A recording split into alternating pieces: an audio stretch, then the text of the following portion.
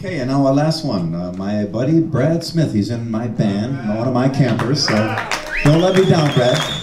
Kidding. What was it like, Brad? I'll do a little intro, we'll do a blues boogie in A. I'll do a little intro, you guys come in on the one. Okay, you just cue us right in here. Steve will observe.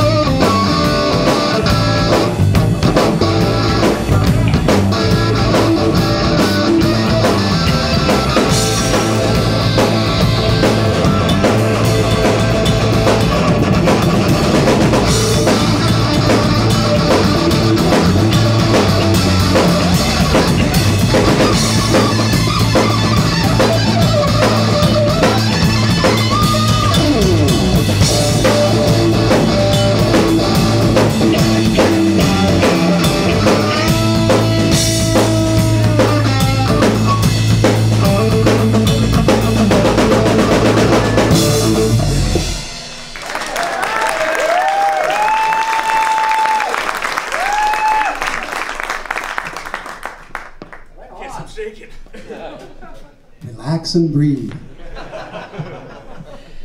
Said it to my wife once when she was giving birth. She said, "Shut the fuck up, get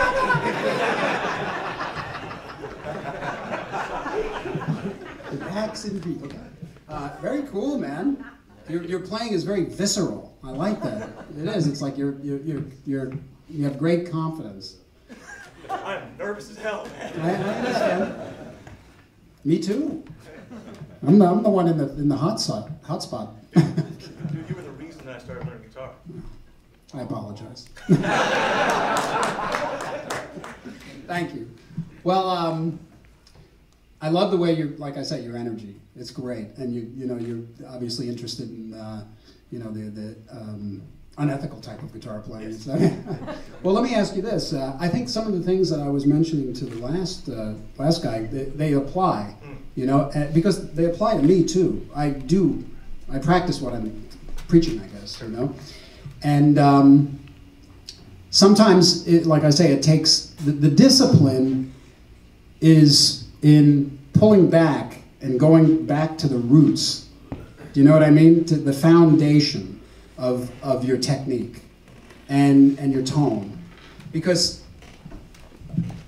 it's like anything else. If you start building on something that has some weaknesses, then everything that comes off of it will have that bit of weakness. You have all the passion, man, to be a ferocious player, and you got good, you got some good bones, chops and stuff. But in order to make that what I envision you being able to do with that, in order to do that, you got to pull back a bit and break it down. And what happens is when you do that, you almost have to be forensic about your tone. I was obsessed with my playing. I tape recorded myself all the time. I still do. No matter what I do during the day, at night between either 10 and 11 or 9 and 10, I shut the door, nobody's allowed in, and I just play my guitar for an hour. And I don't know what I'm going to play, I don't care, I sit and I just play.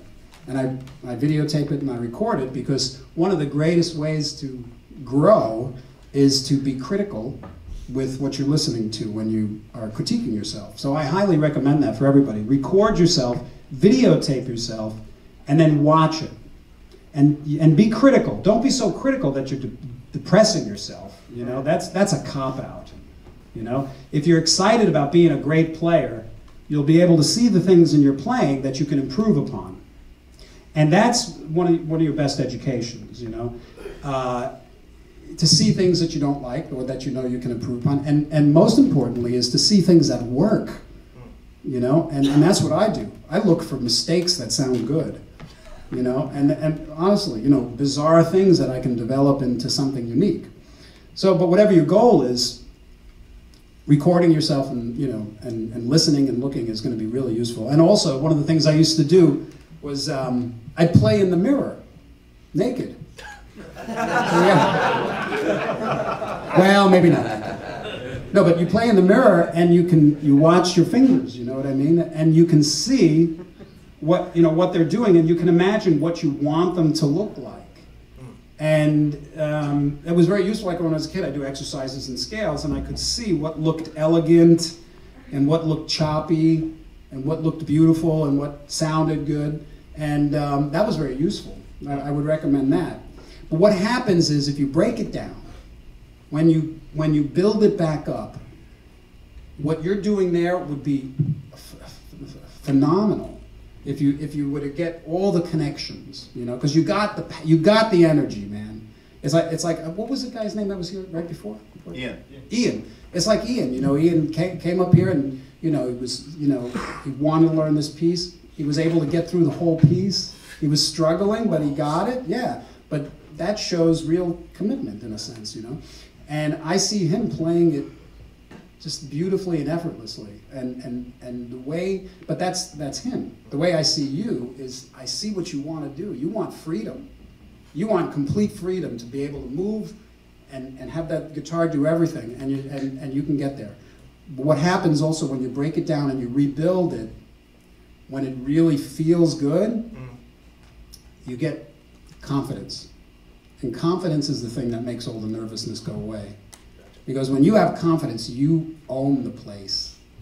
You own it. When you own a piece of music, like when he goes through the process, or you go through or any of you go through the process of learning it to the point where you're not even thinking about what's next.